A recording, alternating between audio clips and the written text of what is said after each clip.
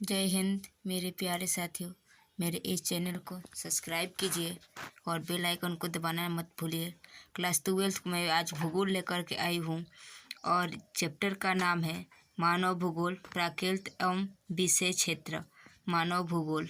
ठीक है, अब चलिए अपने क्वेश्चन पे चलते हैं बिना समय गंवाए। क्वेश्चन नंबर 1 पे चलते हैं।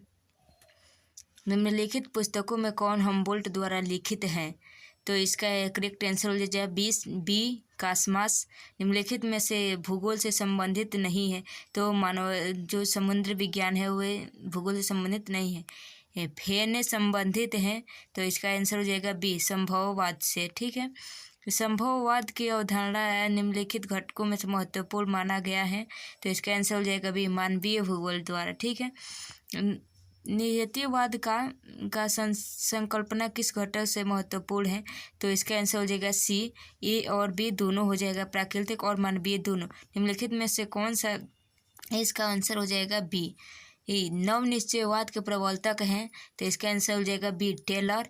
किसने कहा मानव विज्ञान मानव प्राकृत का दास है? तो इसका आंसर हो जाएगा सी एलन सैंपल ने कहा था।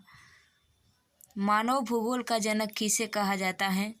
तो आंसर हो जाएगा डी रेट जेल को कहा जाता है।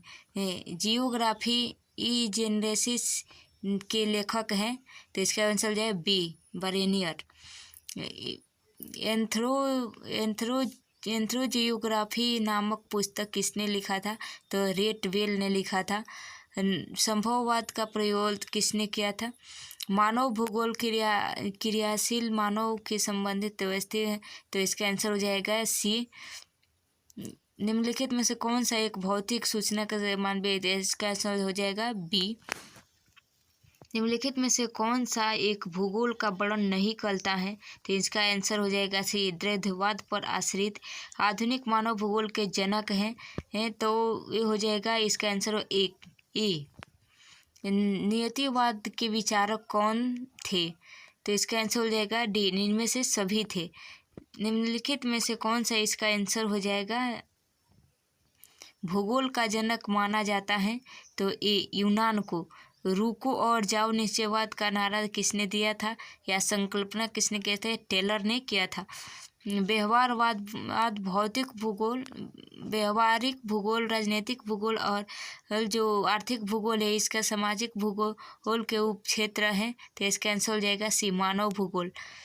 निम्नलिखित में से इसका आंसर होगा 22 नंबर का आंसर हो जाएगा बी विडाल डी ला ब्लास ने किया था। ठीक है, व्यवहारवाद 1990 का दशक भूगोल के उपागम के लिए जाना जाता है, तो इसका आंसर हो जाएगा बी नियतिवाद को।